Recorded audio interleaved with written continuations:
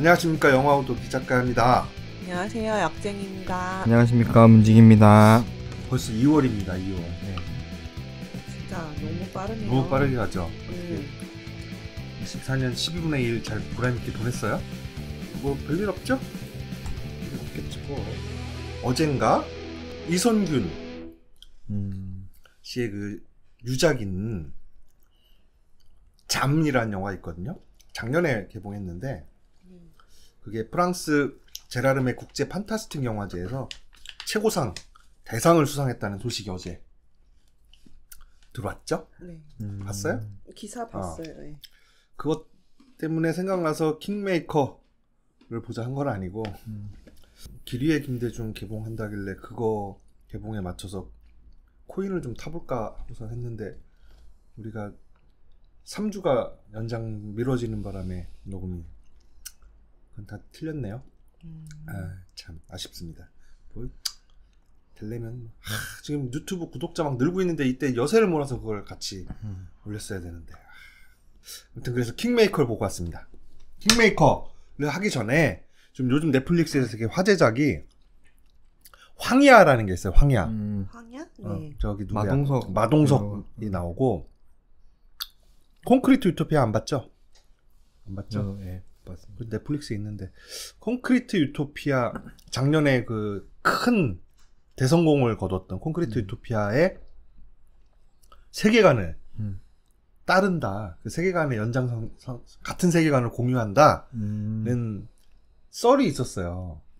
그래서 이 전 세계가 지진으로 다 멸망하고 오직 아파트 하나만 남아서 서 있는 그 상태.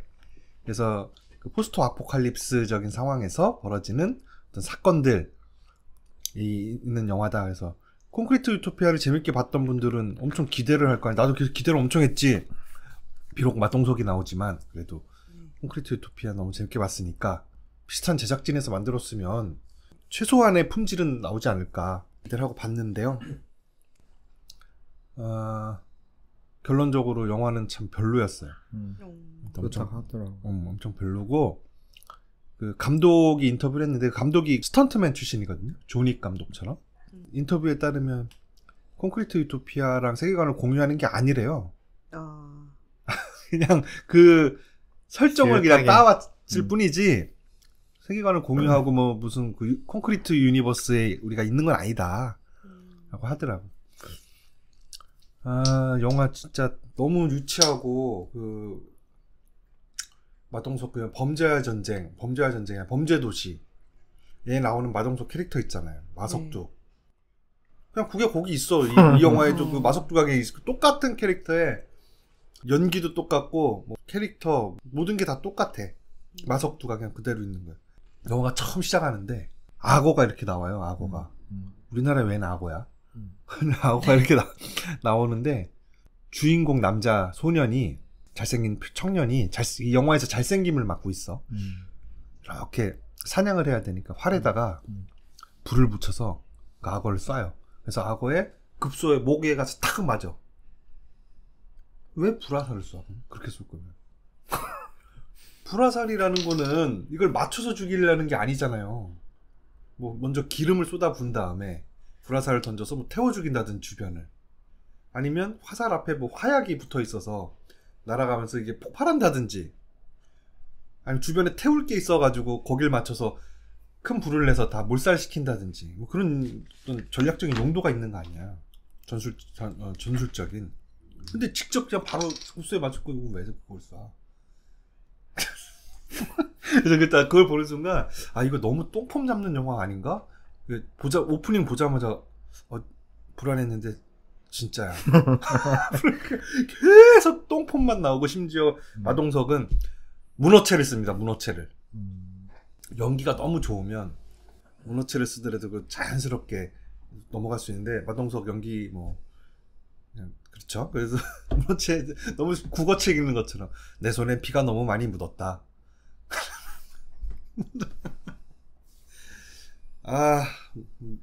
그리고 그 주인공들 포스트 아포칼립스니까 나머지 등장인물들 이빨이 다 누런데 주인공들 이빨만 하얘.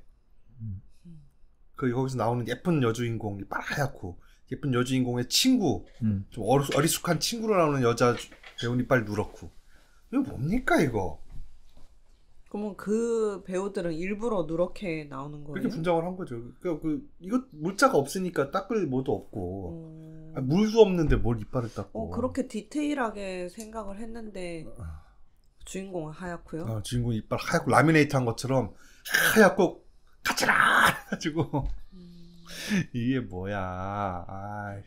그리고 이제 콘크리트 유토피아를 기대하고 보시는 분들은 콘크리트 유토피아가 줬던 뭐 메시지 같은 게 있잖아요. 좋잖아요. 거기 메시지가 그런 어떤 극단적인 환경에서 인간이 보여주는 참혹한 본능 뭐 아니면 이런 거를 이렇게 보여주는 건데 여기도 뭐 그런 게 있겠지 했는데 그거 아니 그냥 미친 과학자의 어떤 미친 실험 때문에 발생한 돌연변이들이 죽지 않는 돌연변이들이 엄청 발생했고 그걸로 이 매드 사이언티스트가 세계를 장악하려고 하고 있는데 그래도 마동석한테는 안 된다.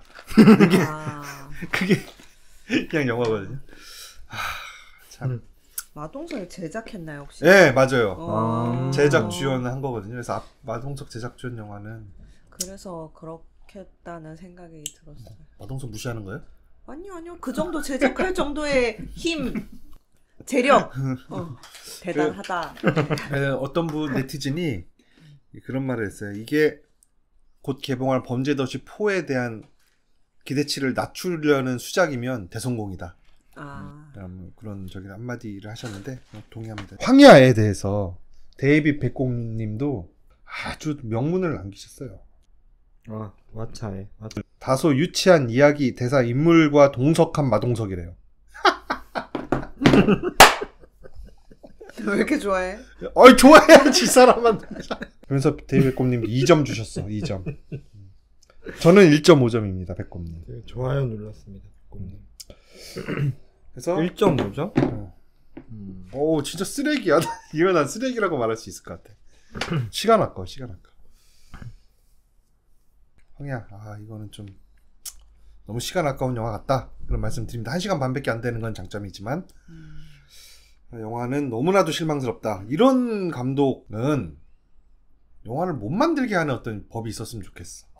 만들기 전에는 이런 감독일지 아닐지 모르잖아요. 이번에 이제 증명됐잖아요. 이제 다시 못 만들게. 너무 과혹하잖아요. 그러면 수능 못 친 사람 다시 재수 금지 이러는 것처럼. 수능 못 친 거는 자기 인생에만 저기 되는 거지만 이거는 이거 본 사람들이 이걸 10만 명이 봤다 붙여봐 1시간 반씩 1시간 반 곱하기 10만 원 몇 분이죠? 엄청 반성해서 나아질 수 있을까요? 안 될 것 같아 이분은. 안 될 것 같아. 안 될 것 같아. 너무 가혹한가요? 이건 민주주의가 아닌가? 그럼 민주주의 영화 하나 얘기하겠습니다. 킹메이커. 걔는 그냥 구슬면 믿고 말하면 듣고 시키면 하는 존재입니다. 선생님은 그 자리에 오는 게 바로 접니다. 저분이 그분 맞죠? 킹메이커 디즈니에서도 볼 수 있고요. 티빙, 웨이브, 그다음에 네이버 뭐 이런 데서 다 뭐 다운로드 VOD로 다운로드 받을 수 있습니다. 2022년 개봉작이고 장르 드라마 정치 장르입니다. 드라마 정치 드라마 장르라고 할 수 있죠. 감독 변성현 감독. 변성현 감독 아세요? 네. 어떻게 알아요? 불안당으로 유명하시잖아요. 진짜 나 불안당 나 불안당 봤나? 저는 사실 안 봤는데 너무 화제가 되고 거기에 대한 기사를 많이 봤거든요. 불안당원이라고 막 매니아층이 생겼다 등등. 그래서 그러고 거기서 많이 봤나 봐요. 영화 소개하는 프로그램 같은 데서 되게 스타일리시하고 패셔너블 하시다고 본 것 같아요.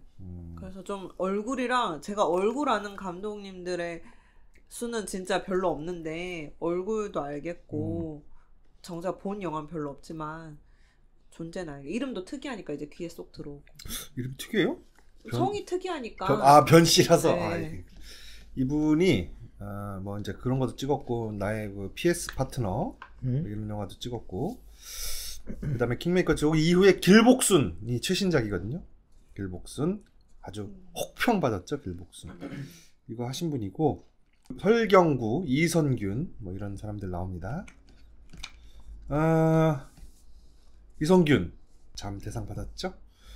김대중 대통령이 제 7대 총선 한 1967년도 7대 총선부터 5년 후에 있는 7대 대통령 선거 대선에 나가기 전까지 네. 기간 동안에 있었던 김대중 대통령과 그의 책사, 실제 인물로는 엄창록을 모티브로 한 인물이다라고 얘기되는 서창대, 이선균의 그 이야기. 그래서 김대중이 어떻게 그 불리한 선거에서 선거전을 치러 나갔는가, 뭐 그런 내용을 보여주는 그 드라마 되겠습니다. 내용은 뭐 스포일러죠. 실제 있었던 일도 그 노량에서 이순신 죽는 거 스포일러했다고 난리 났다네. 큰일 났다는데. 그래서 뭐 내용은 뭐 넘어가고요. 김대중 역할을 하는 설경구가 맡은 김대중이라고 이름 안 나오고 다 가명으로 나오는데 김은범이라는 이름으로 나오는데 그냥 김대중으로 얘기하겠습니다. 김대중이 남긴 여러 가지 어록 중에 최고 유명한 말이 그거 있잖아요. 그 서생의 문제의식을 갖대 상인의 균형 감각으로 정치를 해야 된다라는 말을 했었거든요. 그 얘기를 영화로 만든 것 같아요. 여기서 김대중은 정도를 걷는 정치를 하고 싶어 하죠. 선거전에서도 흑색 선전이나 계략 이런 거를 좀 멀리 하려고 하는데, 그래서 정면 돌파를 하려고 하는데 책사인 서창대, 이 서창대는 이성균입니다. 아니 똥 묻은 놈하고 싸우는데 어떻게 몸에 똥을 안 묻히고 싸우냐. 쟤네가 저렇게 더럽게 나오면 우리도 술책을 부려야 된다 라고 하면서 마타도어나 흑색선전 같은 거죠. 마타도어, 흑색선전, 술책, 계략, 음모 이런 거를 막 꾸며서 대응을 합니다. 그러면서 이 선거의 판세를 바꾸는 아주 천재적인 책사예요. 그래서 이 두 사람의 동행 그리고 또 생겨나는 갈등 이런 거를 영화에 담고 있습니다. 약쟁이 어떻게 보셨습니까? 약쟁이 TK죠? 아니요. 울산 TK 아닙니까? PK죠, PK. 울산이 대구 밑이야? 네. 아 그렇구나. 네. 그렇구나. PK구나. 차이가 크거든. 그렇지. 울산에서는 민노당도 당선되고 하는 동네인데. 민노당도 당선이 된다고 하기에는 거의 매번 아닌 때도 있는데, 최근에는 저 어렸을 때는 한 구에서는 항상 민노당이었어요. 그러니까 무소속 혹은 민노당이었어요. 그 당 이름에 막 생기거나 뭐 그런 거 아니면은. 재밌죠 이거? 네, 재밌게 엄청 봤어요. 재밌죠. 손에 땀을 쥐면서 봤지. 내용 몰라갖고. 누가 되려나? 대통령이 누가 되려나? 박정희가 되나? 하면서 박정희인지도 모르고 박 누구더라? 막 대통령은 또 할 수 있는 건가? 이러면서 봤죠. 땀을 쥐면서. 저는 한국 영화를 안 본 지가 되게 오래된 것 같은데 별로 기대도 안 하고 대충 보고 가야지 이런 생각으로 봤거든요, 솔직히. 근데 어제 밤에 10시 반에 자다 깨가지고 계속 잠들었으면 어떨 뻔했지. 애기 재우다가 깨가지고 오늘 독감 걸릴 예정이었나 그러면 계속 잠들었어요. 아, 약쟁이 막 의심을 하네. 의심되는데 오늘 잠이 들었을 수도 있잖아요. 깜빡. 그쵸? 아침까지 쭉. 그렇지.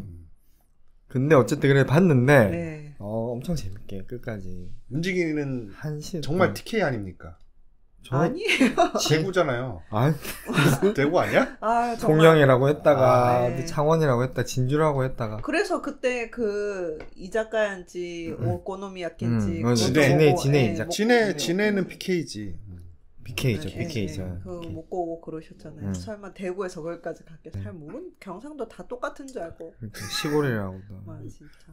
아무튼 엄청 재밌죠. 네. 이게 그 선거전, 선거를 막 준비해가는 그런 과정들에서 저쪽 그 박정희 측, 공화당에서 막 이런저런 술책을 쓰고 막 고무신 돌리고 막 그 금권 선거, 관권 선거, 부정 선거를 막 하는데 그거에 대응하는 이 신민당 김대중 캠프 측의 어떤 대응들, 막 이런 것들이 되게 스피드감 있게, 그 다음에 되게 코믹하면서 재밌게 척척척척 진행되는 모자이크들이 쭉 나오는데, 그게 꼭 작전 잘 짜서 뭐 이렇게 하는 하이스트 무비 같은 뭐 좀 그런 재미도 있고, 또 설경구가 이 김대중의 모사를 너무 잘했어요. 얼굴에 진짜 김대중 나와. 저는 김영삼이 너무 김영삼 같아요. 진짜 김영삼이야. 어디까지 보여줘야 될까요? 동영상도 그렇고. 예를 들어서 누가 있을까? 송강호? 송강호는 무슨 역할 해도 다 송강호 같지 않아요? 그렇죠. 그렇죠. 네. 말투가 특이하니까. 근데 이 설경구는 정말 다 다른 사람 같아. 근데 여기에서도 정말 나중에는 얼굴도 닮아 보이더라니까. 김대중 대통령이 젊었을 때 굉장히 미남이었는데 나이 들어서 이제 나이 들면 다 코가 커지잖아요. 왜 커지는 거죠? 왜? 코 확대증인가 그거? 있는 병인가요? 뭐 잘 모르겠는데. 너나 나나 큰일 났어. 나중에 가면 지금도 코가 좀 무너져 내리는 커지나요? 건가? 점점 커져요 코가. 그래서 딸기 코 되잖아 늙으면. 그런가? 코가 점점 커지게 하는 거. 그 얼굴이 있어. 귀도 커지고 코도 귀도 커지고. 커지고 얼굴도 커지고 털이 막 나오고 여기에서 털이 나오고. 활성. 오. 이모증. 맞죠? 이모증. 그래서 이렇게 되는데 그 얼굴 김대중 대통령의 좀 이렇게 왕코 그 얼굴까지 있어 이제 보이는 것 같아. 그 정도로 모사를 되게 잘했고 목소리 톤이나 억양, 뭐 사투리 그리고 제스처 이런 것들도 굉장히 모사를 잘했어요. 그래서 보는 재미가 특히 김영삼 역할을 맡은 도영령이 유재명 배우 이 배우도 김영삼 대통령 모사 되게 잘했고 그래서 그런 거 보는 재미가 쏠쏠합니다. 그리고 이후락 역할을 맡은 중앙정보부 2인자였다가 나중에는 1인자로 올라가는 조우진이 맡은 역할 있잖아요. 거기도 대단하죠. 조우진도 정말 이 사람도 맡는 역할에 따라서 다 다른 것 같아. 최근에 조우진 나온 영화 외계인을 봤거든요. 외계 플러스 인 1부 2부를 다 봤는데 못 봐주겠더라 진짜. 2부까지 그래요? 2부도 그래. 2부도 그렇고 진짜 못 봐주겠어. 하여튼 거기서도 조우진은 잘하더라고. 조우진 염정아는 잘하더라고요. 박윤환 연기도 좋고 그다음에 김성호 이분도 비서실장으로 나왔다. 다 좋았죠. 다 좋았어. 미술도 좋았고 다 좋았는데 단점 있었습니까 영화에? 단점? 그냥 좋기만 했어요? 네, 그래요? 전 단점이 이성균이 좀 단점이었다. 왜요? 이성균의 얘 이성균 같아. 이성균이 이성균 같고 여기에서 나오는 이성균이 처음 이 캠프에 합류한 다음에 처음에는 김대중이 안 받으려고 했죠. 너무 얘가 권모술수만 쓰려고 한다. 그래서 위험한 인물이다 싶어서 안 받으려고 했는데 급하니까 받게 됐어요. 그래서 팀원들 선거 캠프에 있는 사람들도 얘를 싫어하니까 네가 가서 저 사람들을 한번 설득을 해봐라. 같이 일하는 걸. 그래서 그 사람들 앞에서 연설을 한단 말이에요. 그 사람들 마음을 얻는 그리고 어떤 투지를 불태우게 하는 끌어오르게 하는 그 장면이 너무 어색해. 너무 어색해서 마치 옛날에 뭐가 생각나냐면 킹메이커 이 영화 말고 다른 또 킹메이커 있잖아요. 조인성 나오는 더 킹에서 좀 어색하게 연기하는 정우성을 보는 것 같은 그런 느낌이 있었는데 그래도 전반적으로는 뭐 괜찮았다. 이선균이 연설하는 장면은 조금 어색한 게 있었는데 김대중이 연설하는 장면 실제로 있었던 연설 장면이잖아요. 그러니까 자료화면을 보고 연습을 또 했겠지. 그러다 보니까 그런 장면들 김대중의 연설 장면은 너무 잘 찍었어. 너무 사실적이고 막 감동도 있고. 근데 이성균 연설은 좀 그렇더라고요. 또 화면 되게 예뻤습니다. 필름룩 괜찮았다. 네. 아까 지나갔던 장면인데 같이 얘기하다가 바깥에 뭐 창과 뭔가 헤드라이트가 쫙 비치면서 흰목색 화면이 쫙 이렇게 되고 하는 그런 것도 예쁘고 보고 좋았습니다. 좋습니다. 처음에 누구죠? 진선규인가요? 진선규? 맞죠? 이름 진선규. 네. 이성균이 약방할 때 와가지고. 이성균이 강원도 인제 시골에서 약방을 하고 있는 걸로 나오는 거예요. 약방하재요. 한약방을 하고 있는 걸로 나오는데 그 동네에 어떤 사람이 와서 그게 진선규예요. 우정 출연인데 동네 농부인데 이선균한테 하소연을 해요. 자기 닭장에 닭을 5마리를 키우는데 어느 날부터 얘네한테 알을 안 낳더라. 알고 보니 옆집 사람이 와서 그걸 훔쳐가는 거더라. 내가 새벽에 그 사람이 훔쳐가는 그 현장을 내가 잡았는데도 딱 잡았댔더니 자기는 그런 적 없고 닭에 모이 주러 왔다. 남의 집 닭에 모이 주러 왔다라고 딱 잡았다면서 근데 그 동네 이장도 그 범인놈 삼촌이고 해가지고 뭐 이장한테 신고를 했으나 이장도 개편을 들어주면서 나만 이상한 놈 됐다 라면서 하소연을 해요. 그러니까 이선균이 어떤 권모술수를 하나 탁 하죠. 그러니까는 그 진성규가 근데 이렇게까지 해도 될란가? 겨우 계란 몇 개 훔친 건데. 그러니까 이선균이 그럼 뭐 그냥 착한 호구로 사시든가요. 뭐 이러면서 이제 그 이선균이 맡은 캐릭터의 그 면모를 보여주는 그 오프닝이죠. 그때 나온 진선규가 그 이선균이 살아생전에 진선규 무명 시절에 진선규를 어떻게든 좀 영화에 출연시키려고 그렇게 노력을 많이 했대요. 땡겨주고 소개해주고 어디 뭐 오디션 있으면 정보 알려주고 그래서 엄청 끌어줬대요. 너무 연기 잘하는데 묻혀있는 게 아쉽다. 그래서 그렇게 이 진선규 외에도 후배 배우들한테 그렇게 잘했대. 그런데 기사에 막 실장 저쩌면 이선균 막 개새끼라고 막 악플 달고 말이야. 아니 뭐 아무튼 그래서 저 진성규가 우정 출연했었어. 그러고 나서 이제 그 김대중이 어디 뭐 탄광의 앞마당 같은 데서 이렇게 연설을 하잖아요. 그 나무 상자 거꾸로 엎어놓고 그 위에 올라서 지나가는 사람들이 뭐 욕도 하는 사람도 있고 박치는 사람도 있고. 그때가 이제 강원도 인제에 출마했을 때 목포에서 그 전에 출마했다 한번 떨어지고 나이 30에 출마해서 떨어지고 그 다음에 다시 목포에 출마하려고 했는데 그 뭐 누구 내정된 사람이 있어서 그러면 공천이 없는 자리가 어딘가 봤더니 인제에 아무도 출마 안 하길래 자기가 거기 가서 출마한 거예요. 근데 거기서 출마하려면 동네 사람들 과반 이상의 그 추천을 받아서 내야 돼요. 근데 공화당에서 동네 사람들 도장을 싹 걷어간 거야. 추천장 도장 못 찍게. 그래서 후보 등록을 못 해. 그래서 아이씨 어떡하나 하다가 그러면은 애호박 있잖아요. 길쭉한 그걸 잘라서 거기다 이렇게 새겨갖고 그걸로 도장을 만들어서 찍읍시다. 그래서 호박으로 도장을 만들어서 사람들 거 받아서 찍었어요. 근데 그래서 냈어. 가까스로 그 마감 뭐 1시간 전에 가까스로 탁 냈는데 공화당 쪽에서 이건 도장이 나무가 아니라 이거 무효다 라고 억지를 부려갖고 후보 등록이야 안 돼요. 후보 등록을 못해.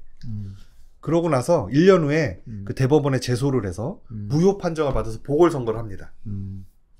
보궐선거를 했는데 거기서 또 공화당 후보에 져요. 군인들 투표 못하게 딱 외출 금지시키고 투표하는 날 온갖 그 금권 관건으로 쫙 그 동네를 다 장악해가지고 투표장 못 가게 하고 막 해서 떨어져요.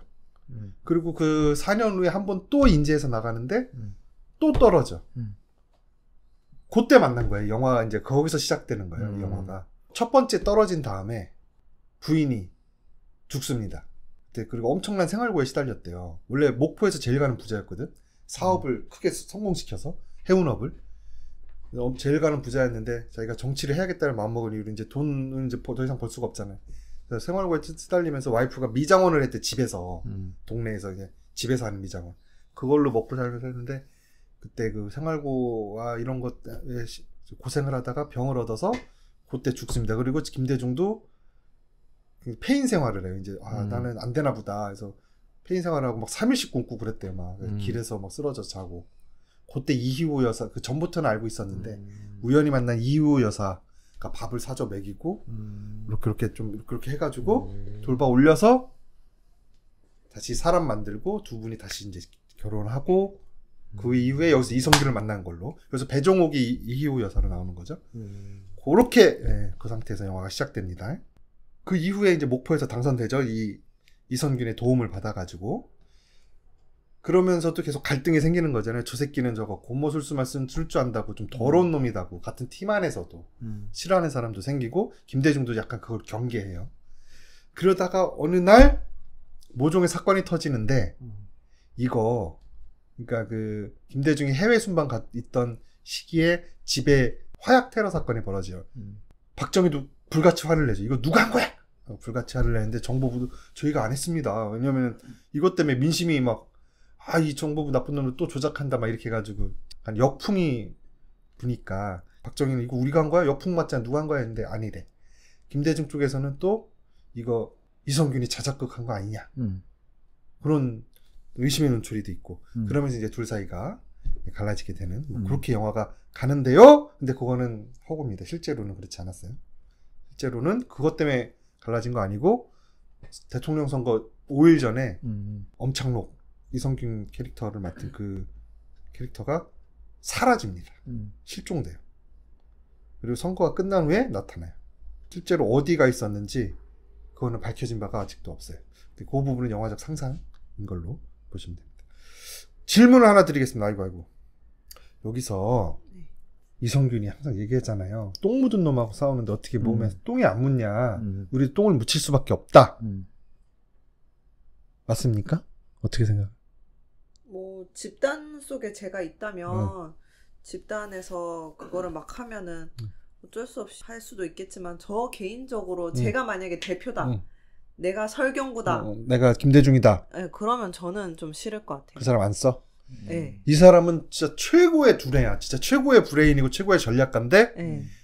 이 사람이 내놓는 전략은 좀 지저분해. 아, 근데 이 사람을 딴 편에 보내면 또 안 되는데. 그러니까 저쪽으로 가면 큰일 나잖아. 네. 그럼 어떻게 해야 되지? 근데 영화에서 그래서 반대편으로 가서 큰일 나잖아, 실제로. 네. 근데 저는 개인적으로는 제가 제 이름을 걸고 내가 대표인데 막 이러는 거는 싫을 것 같아요. 싫어요? 네.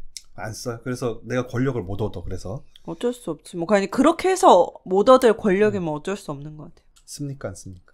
써야 됩니다. 써야 된다고 생각합니다. 역시 자본가적 마인드가 뼛속까지 뼛속까지가 아니라 폭탄은 모르는 일이잖아요, 사실. 여기서도 누가 했는지는 안 나오죠. 영화에서도. 실제로도 여기서도 이성균이 자기 아니라는 듯이 한번 말하잖아요. 네. 마지막에. 하여튼 뭐 정도의 차이가 있겠지만 내가 나중에 무슨 일을 해야 되는 그런 건지 모르겠지만 만약에 근데 써서 왜냐면 사람의 인생이라는 게 수명이 정해져 있고 김대중 대통령님 같은 경우도 만약에 정말 가정에서 그때 대통령이 됐다면 좀 더 낫지 않았을까 하는 생각도 좀 들기는. 좀 더 민주주의가 일찍 오지 않았을까? 예. 그게 그 허용되는 범위가 있을지는 모르겠는데 그게 결과적으로는 더 큰 이득이다. 그 역사에. 네, 그랬을 거라고 생각합니다. 약쟁이는 약간 근본주의자. 네. 탈레반. 그리고 문지기는 약간 자본주의적 어떤 상인의 균형 감각. 그죠? 약쟁이는 서생의 문제의식. 그렇군요. 특히 이렇게 갈리나? 그래서 문지기가 장사를 잘하는 거야. 장사를 뭘 잘해요? 여기 올 때마다 예약이 꽉 차 있어요. 이거 올라고 했는데 토요일 날 꽉 찼어. 아무것도 없어. 뭐 그랬습니다. 그거에 대해서 김대중 대통령이 어떻게 생각했는지는 잘 모르겠는데 영화 마지막에는 그렇게 얘기하죠. 그 영화 감독은 그렇게 얘기하고 싶었던 것 같아. 어쩔 수 없다. 이런 진흙탕 싸움을 하려면 나도 진흙에 묻을 각오를 하고 싸워야 된다라고 감독은 말하고 싶었던 것 같아요. 마지막에 세월이 한참 흐른 후에 김대중 대통령이 정계 은퇴 한 이후에 이성균이 머리가 희끗희끗해져서 식당에 앉았었던 한상을 보잖아요.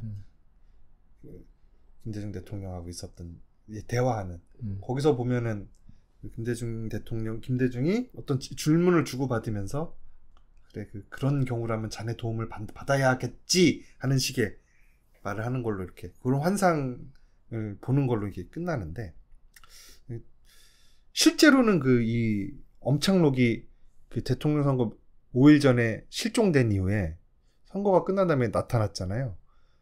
그러고 나서 평생 신민당 사람들 피해 다녔대요. 그리고 그렇게 존경하던 김대중 대통령을 한 번도 만난 적이 없대요. 죽는 그날까지도.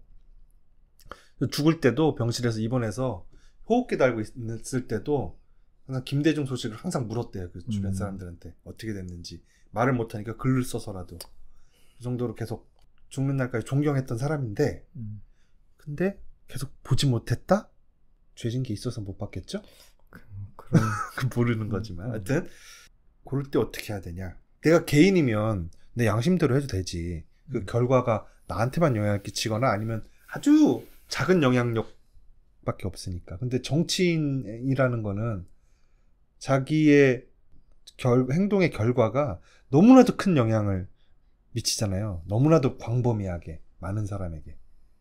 그러면 내 목적이 오르면 민주주의를 진짜 해야겠다, 독재를 끝내야 된다라는 명분이 오르면 그 명분을 실행하기 위해서 일정 부분 똥을 묻힐 수도 있는 거 아닙니까? 나 모르게 해줬으면 좋겠으니까. 그렇죠. 나한테 말 안 하고. 그래서 알면은 막 욕하고 막. 어떻게 그러면 되는가? 막 이렇게 그러면 안 됐지. 하지만, 그래서 그 사람은 추락하고 그 뒤에서 진짜 온몸에 똥 바르고 있는 다른 애는 올라가고. 어떻게? 저쪽에는 온몸에 똥 바르고 있어도 승승장구한데 여기는 손끝에 조금 똥 묻었다고 막 끌어내려고. 어떻게 해야 됩니까? 근데 그런 얘기 하잖아요. 진보의 가장 큰 문제는 그런 식으로 자기 검열을 많이 하니까 우리 편도 안 들어주는 거예요. 보수는 그냥 원래 다 그러니까 서로 으쌰으쌰 해가지고 서울 우리 다 같이 똥밭에서 굴러보자 이러면서 신나게 한번 해보자 그러면서 막 하는데, 진보는 이렇게 누가 그렇게 하면은 약간 자기 검열 그러면 됩니까? 막 이러고 또 저같이 직접 참여하지 않고 이렇게 투표 정도만 하는 시민이 볼 때도 저러면 안 돼. 괜히 조그마한 흠집도 되게 크게 생각하고 또 그러잖아요. 그게 문제라고는 하더라고요. 근데 저도 제 얼굴을 근데 그런 게 또 있으니까 제 양심이 있어서 가치관이 있어서 차마 이렇게 딱 마음 편하게 똥밭에서 굴러보자 이렇게는 못 하겠거든요. 참 목적이 수단을 정당화하는가, 이 오래된 떡밥 아니겠습니까?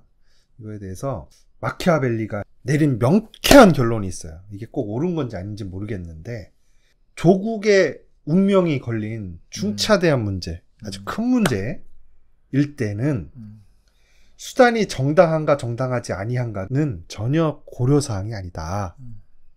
도덕적인 행위로 공익을 얻을 수 있으면 제일 좋지만, 현실이 기만과 거짓으로 가득할 때는 나도 기만을 해야만 권력을 얻거나 유지할 수 있고, 그래야만 내가 갖고 있는 그 대의 명분을 실행할 수 있다는 거예요. 나는 기만하지 않아서 권력을 잡지 못하면 그 대의 명분은 실행이 안 되니까 결국에는 공익에는 더 해라는 거지.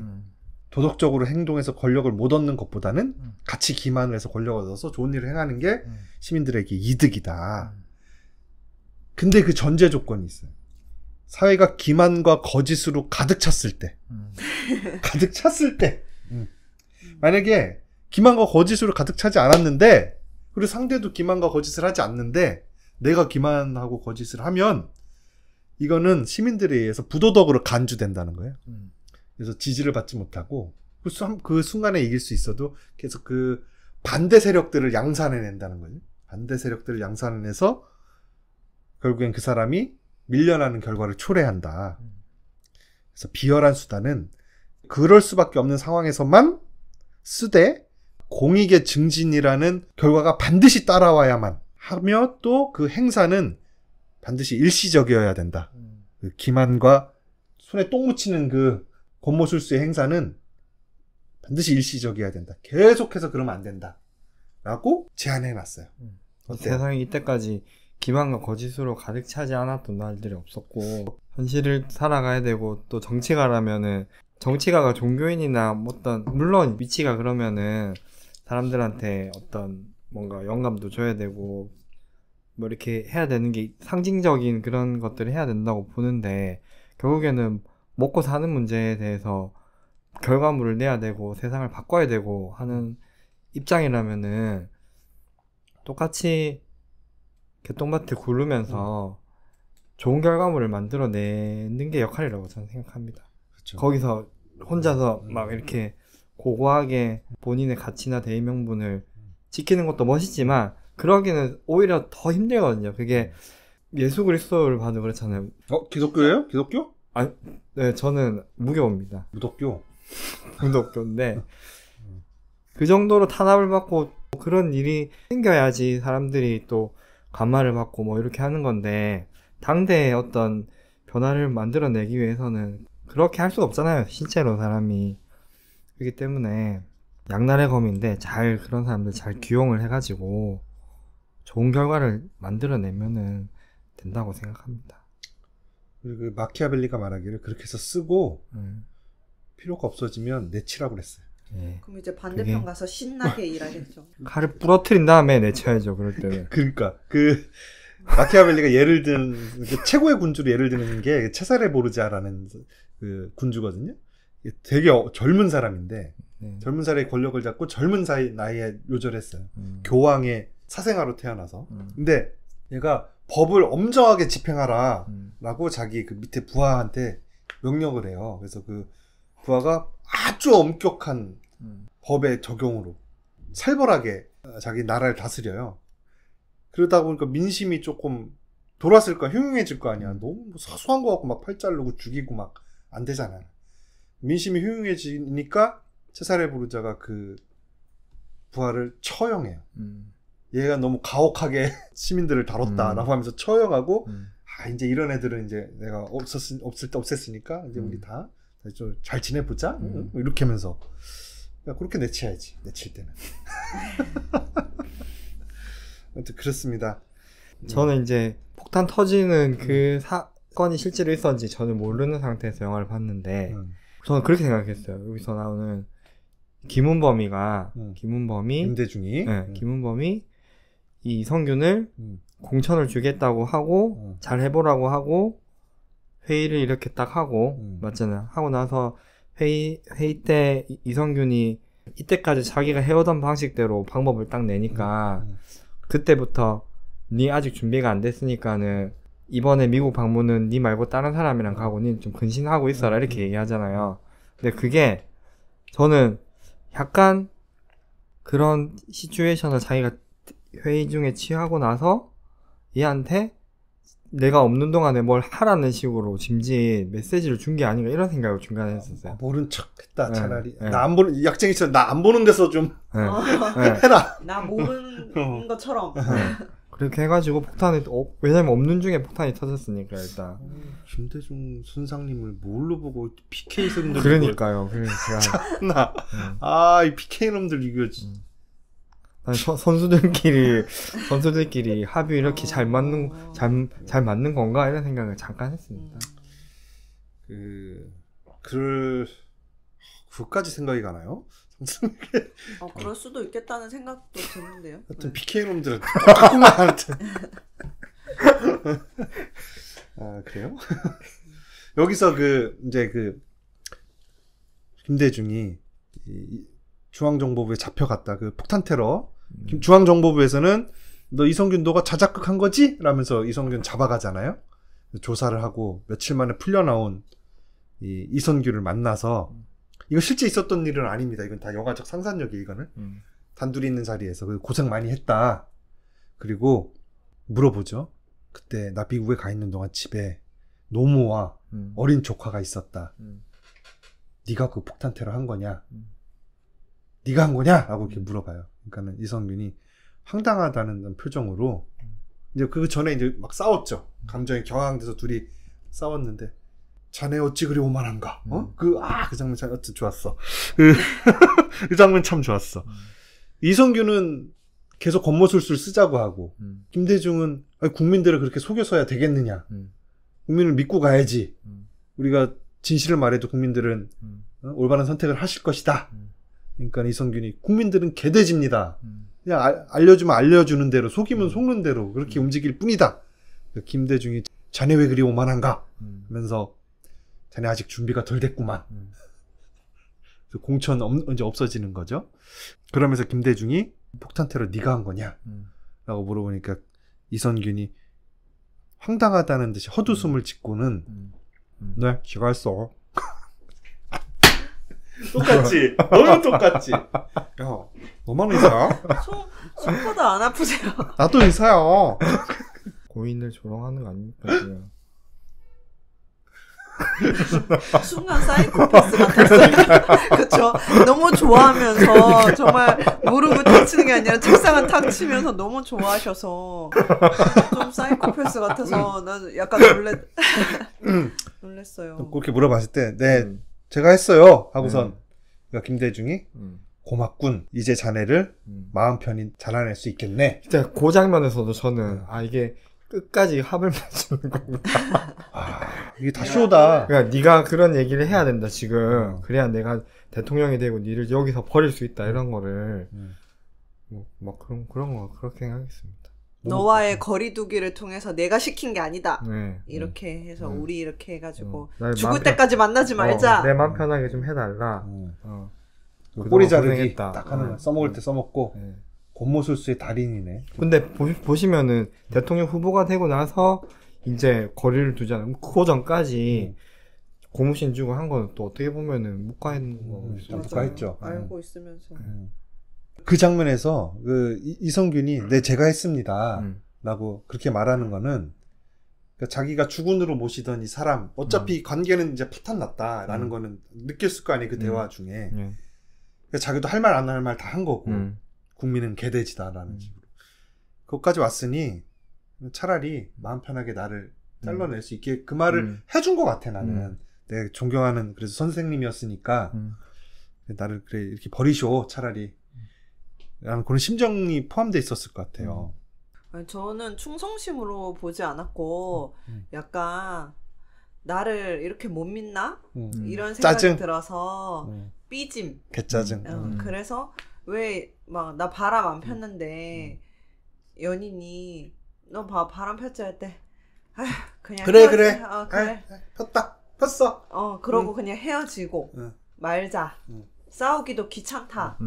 요런 심정도 있지 않았나. 네.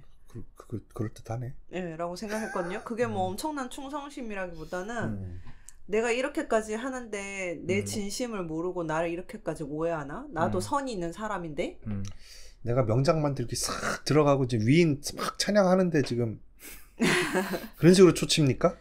아니. 근데 그게 그럴듯하네. 왜냐면 그러고 나서 여기서는 영화 안에서는 또 딴 데 붙어가지고 그러니까 뭐 배신감 또, 느꼈으니까 이 사람에 대해서 진짜 충성심이면은 그냥 그렇게 하고 나는 이제 정치 안 하고 약방으로 돌아갈란다 이렇게 돼야 되는데 그냥 나 마음 돌아서 가지고 삐져서 이우락한테 가서 붙어먹고 네, 그러고 내 능력 봐라 결국에는 내 능력대로 했으면은 너도 이렇게 대통령 될 수 있었는데 하고 보여준 거죠. 네. 그렇게 생각했는데 저 장면에서 나면은 내가 이성균이면 그렇게 할 것 같긴 한데 모르겠네. 어때요 문지기는? 삐져서 그런 거예요? 저는 삐져가지고 삐져서 저렇게 하고 당장에 달라가지고 이후락한테 복수를 하고 돈 딱 챙기고. 그럼요. 공천 달라고. 공천은 안 받잖아요. 그래도. 그래서 공천 받은 모양새 이상하니까 금전적으로 보상하겠소. 그랬을 수 있죠. 근데 진짜 너무너무 서운했을 것 같아요. 요 그쵸. 장면에서. 진짜 나는 정말 진짜 최선을 다해서 했는데 이 사람이 이런 식으로 막 얘기하니까 네 덕분이 아니라 국민들이 막 이러면은 진짜 내가 뭐 한 거야. 막. 이거 말이 또 이제 그렇게 나올 수밖에 없는 게 국민들 개돼지란 말이 감정이 상하니까 그런 얘기를 한 거지. 지도 처음에 김대중을 보고 따르고 이렇게 충성을 바친 거는 맞아요. 지금 말한 거에 동의를 하는 건데. 네, 그러니까 내 존재에 비해서 네가 이 자리에 오게 된데 나도 아니고 너도 아니고 국민들이 만들어준 거야 하면서 내 그렇죠. 공을 아무것도 아닌 것처럼 얘기하니까 이제 그 놈들은 중요한 게 아니고 내가 잘한 거야 이 얘기를 하기 위해서 개돼지 얘기가 나온 거지. 뭐 실제로 그런 생각까지는 아니었겠죠. 근데 이제 최종적으로는 삐져가지고 당해봐라. 나 없어 봐라. 그래도 없이 승리했습니다. 결국엔 97년도에. 그러니까요. 너무 늦었잖아요. 그게 어쩌면 그때 쓰려고 김대중이 회고를 하기에 저를 이때 쓰시려고 국민 여러분들이 저를 이때 쓰시려고. 왜냐면 그때 대한민국 건국 이래 당군 이래 최대 위기라고 했잖아요. 그 IMF 터지고. 근데 그 전에 됐으면 그 위기가 안 왔을 수도 있잖아요. 전에 했는데도 왔으면 어떡해. 아니 그럴 수도 있지만 안 왔을 수도 있잖아요. 네. 어쨌든 일은 벌어진 거고 만약은 없는 거니까 이때 쓰려고. 그래서 그건 너무 결과론적인 얘기다. 결과로밖에 얘기할 수 없는 거죠. 아니 그러니까 끼워 맞추기식. 끼워 맞추는 겁니다. 아유 진짜. 네. 그럼 구전했으면 더 좋았을 수도 있고. 좋은 거 다 앞에 써버리고 뒤에 IMF 오면 어떡해요. 아 그럼 내 탓이 되는 거예요? 그러면 내 탓이 돼서. 그 김대중이 평생을 연설문을 쓸 때 사랑하고 존경하는 국민 여러분으로 시작을 했어요. 항상. 사랑하고 존경하는 국민 여러분. 죽기 직전에 했던 연설에서도 연설문을 그렇게 시작하는데 딱 한 번 사랑하는은 빼고 존경하는 국민 여러분으로 시작한 연설문이 있어요. 정계 은퇴할 때. 대통령 후보 3번째 지고 김영삼한테 지고 잠깐 은퇴했을 때요? 네, 그때 2년 동안 미국에 가 계셨죠. 그때 정계 은퇴 발표를 하는데 그때는 사랑하는이 없어. 그때 김대중 삐진 거예요? 조금 삐진 거. 국민들한테. 그래서 개돼지 맞나? 생각이 좀 살짝 생각이시지 않았을까? 아니 또 김대중 생각하시는 분들 들으시면 뭐라 할 수 있겠지만 상상은 해볼 수 있죠. 아니 그쯤 되면 그런 생각 들었을 것 같은데요. 왜 시민들은 나를 못 알아보고 40년 동안 죽을 고비를 5번을 넘기고 감옥을 뭐 몇 번을 갔다 오고 사형 선고를 받고 납치당해서 현해탄에 막 던져질 뻔하고 막 덤프 트럭이 와서 받은 거 알아요? 그래서 3명 죽은 거? 그래서 그때 골반이 으스러져가지고 평생 다리를 절잖아요. 그래 가면서 망명을 2년 동안 생활하고 뭐 가택연금을 20년 동안 당하고 그런데 왜 나를 개돼지 맞나? 쉽지 그러면. 아무튼 그렇습니다. 그래서 뭐 이 목적이 수단을 정당화시켜주냐 사업가적 마인드에 입각해서 본다면은 좀 그런 것 같기도 하고 지사적 마인드에서 보면 그건 절대 안 될 일이고 근데 싸우는 놈들이 전부 다 그런 권모술수를 쓰는 놈들일 때는 어떻게 해야 되나 이런 좀 오랜 난제 김은범 그 다음에 서창대라는 캐릭터를 통해서 잘 보여주는 그런 영화 되겠습니다. 그리고 그때 당시 60년대 후반부터 70년대 후반까지 박정희 죽는 건 안 나오니까 까지의 시대상도 굉장히 미술도 좋아서 잘 보여주고 아니 근데 뭐 재밌는 에피소드 그 자서전에서 봤던 재밌는 에피소드가 있는데 기억이 안 나네. 적어놓을걸. 그 김대중 자서전 평전을 좀 우리나라는 평전이 별로 없거든요.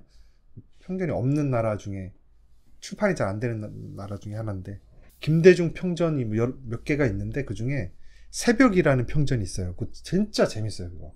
그리고 김대중이 쓴 자서전은 2권짜리야. 그건 좀 양이 많어. 그리고 이북도 없고 책도 비싸고 그게 한데 그것도 재밌고 책 자체는 좀 평전 본 거 있습니까? 없어요? 체게바라 평전 안 봤어요? 그 빨간 책?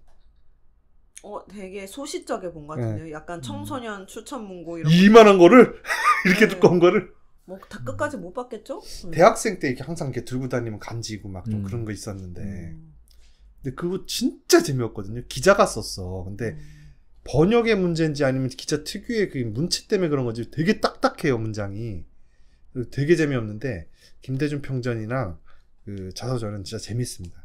한번 보시면 좋을 거고 그다음에 그 길이의 김대중 또 재밌을 것 같아요. 아직 못 봤는데 끝나고 그냥 가서 나중에 다음 주에 봐야지. 뭐 할 말 못할 말 있으면 빨리 하십시오. 할 말 못할 말 있으면 빨리. 됐습니다. 그리고 저희가 그 2월 5일부터 한 3주 정도 추석 끼고 명절 끼고 한 3주 정도 어디 가십니까? 해외 순방을 다녀오게끔 일정이 돼 있어 갖고요. 그래서 아세안의 평화를 위해서 지도자들과 MOU 체결하라고 MOU까지 해고 와야 돼요? 한동안 못 찾아. 근데 어쨌든 뭐 한국에 있어도 한 달에 한 번 밖에 안 올라오니까 뭐. 그래서 그 영화 이거 지금 시기도 적절하죠. 좀 있으면 총선이니까 2달 남았는데. 근데 이 알려진 걸로는 이 엄창록 이성균이 맡은 배역 엄창록 이 사람이 지역 감정을 최초로 만들어낸 지역 감정 구도를 만들어낸 인물이다라고 알려져 있는데 사실은 그거는 그냥 소문일 뿐이래. 밝혀진 건 없대요. 김대중 대통령이 남긴 일화 중에 재밌는 거 하나 소개시켜드리고 마치겠습니다. 그 대통령 당선 후에 훈지 아니면 그 정계 은퇴하고 아태재단 이사장 할 땐가 그땐가 아마 대통령 퇴임 후 같아요. 참모 중에 한 명이 골프라는 운동이 새롭게 골프를 배우고 와가지고 골프라는 운동이 생각보다 참 좋은 운동입니다 라고 이제 대통령한테 추천을 했을까? 그 다리 아픈 사람한테 추천했을까? 자랑을 했을까? 어쨌든 얘기를 했어요. 그렇답니다 하고 세상 돌아가는 얘기를 해준 건지. 그렇게 얘기를 하니까 김대중이 뭐라고 했냐면 골프도 참 좋은 운동이죠. 가끔씩 모처럼 자연과 벗삼기도 하고 활동도 하고 좋은 운동입니다. 근데 골프를 치러 한번 나가면 한나절은 가지 않나요? 그러면 책을 한두 권 읽을 시간인데 독서가 더 낫지 않습니까? 이러더래요. 김대중이 대통령이 된 다음에 그 제일 먼저 우리나라를 미래 먹거리로 정보통신을 분야를 삼았잖아요. 그래서 온 국토를 파헤쳐가지고 진짜 4대강 사업 하듯이 온 국토를 파헤쳐서 광 케이블을 다 깔았잖아요. 그래서 전 세계 최초로 전자정부 시스템도 구축하고 뭐 그랬던 했는데 그거 덕을 보고 있다라는 거는 지금 뭐 다 공인된 사실이죠. 근데 그거를 언제부터 계획을 했냐면 자기 그 사형수로 수감돼 있을 때 감옥에서 할 일이 없으니까 계속 책을 읽는데 그때 잡식으로 그냥 아무거나 닥치는 대로 읽었는데 엘빈 토플로의 제3의 물결 그때 당시 유행이었었잖아요. 좀 화제였던 그거를 읽고 깨달음을 얻어서 그 다음부터 엘빈 토플로의 모든 책을 좀 나한테 넣어달라 부탁해서 그걸 다 보면서 구상을 했대요. 그리고 대통령이 당선된 이후에는 직접 만나기도 하고 계속 조언을 받으면서 구상을 했다고 하네요. 그래서 김대중 자서전 혹은 평전 새벽 추천합니다. 끝날까요? 네. 지금까지 이 작가였습니다. 약쟁이었습니다. 문지기였습니다. 어떻게 이기는지가 아니고 왜 이겨야 하는지가 중요한 법이요.